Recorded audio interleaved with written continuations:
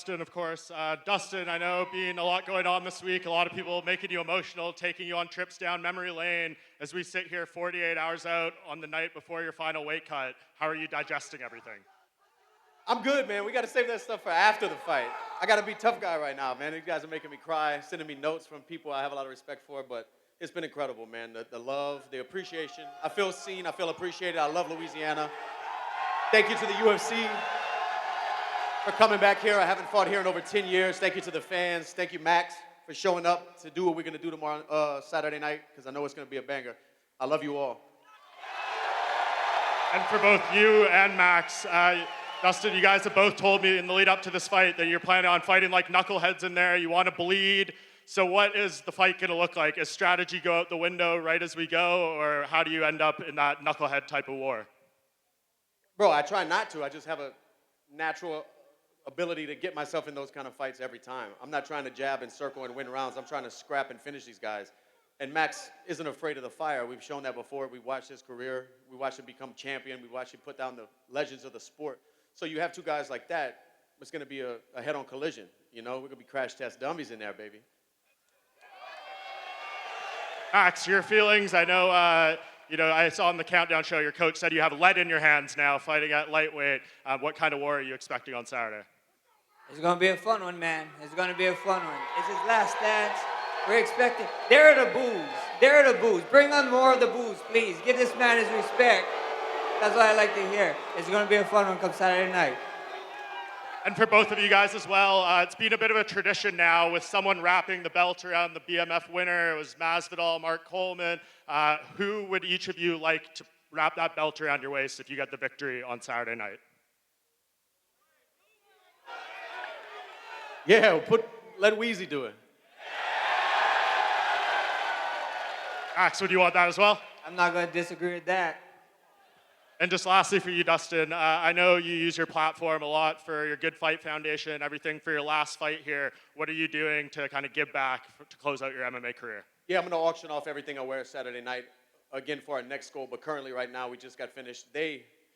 It's grown to where I don't even have to be there right now. I have such a strong team and community of friends, family.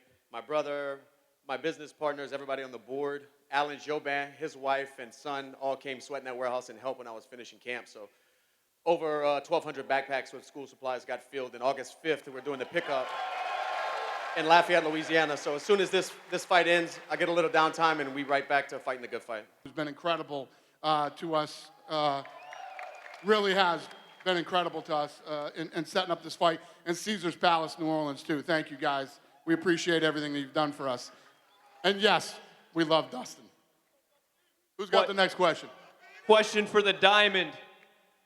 Dustin, the fans here love you, not just because you're a great fighter, but because you're a great person. You've had so many memories in Louisiana. What's your best memory with the fans here at home? Man, I remember 2008. I fought right here across the street in the Superdome. Rich Clementi's from around this area. I don't know if a lot of you know Rich, but he's a pioneer of mixed martial arts. He was in the UFC forever. He's a Louisiana legend in mixed martial arts, and he put on a show with a car company. They did a car show and set up a cage in the middle of the Superdome. I don't know if it's ever been done before or after, but in 2008, I was one of the first people to fight in the Superdome in mixed martial arts, so I'm proud of that, man. That's a good memory in Louisiana. And question for Dustin. Dustin, the media sometimes talks about the fact that you haven't conquered that undisputed gold, but in this sport, accolades don't mean everything. And there's been 178 UFC champions, but only one diamond. Only one guy from Lafayette, Louisiana, who's been fighting the best of the best for the past 20 years. How proud are you of that legacy, that what you've done and the name you've made for yourself over the past 20 years? How proud does that make you, and also the lives that you touched while doing it? Yeah, that stuff, helping out with the community and doing things like that, that's more than fighting to me. That means more than fighting, but I'm content. I'm happy. I was a kid chasing a dream and turned this into a life for my family. And,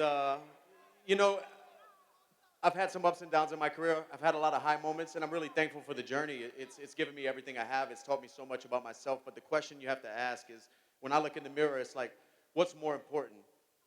What I attain on the journey or the person I become on the journey? And I'm content with the person I see in the mirror, man. I'm thankful, I'm grateful, and I'm in a good spot. So all of this built me into that.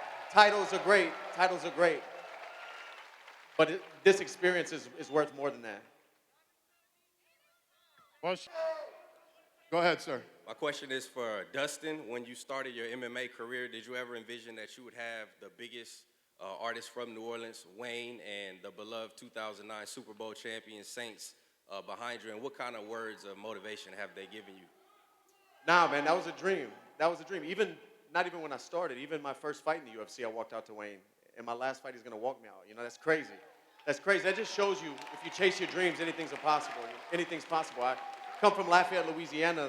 The lights of Vegas and fighting in the octagon seemed so far away, and I just kept chasing the dream, man. So motivation, discipline, you can make anything, you can move mountains. Go ahead, sir. My question is for Dustin. Dustin, what words do you have for the next generation of fighters that look to achieve the level of success that you've reached? Man, worries, I don't really have worries. It's just don't get caught up in the glitz and glamour.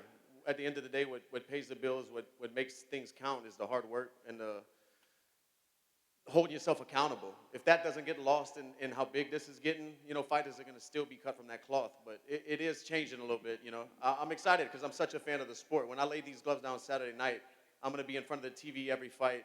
Hopefully ESPN brings me back and I can continue to talk about the sport that's changed my life and taught me so much.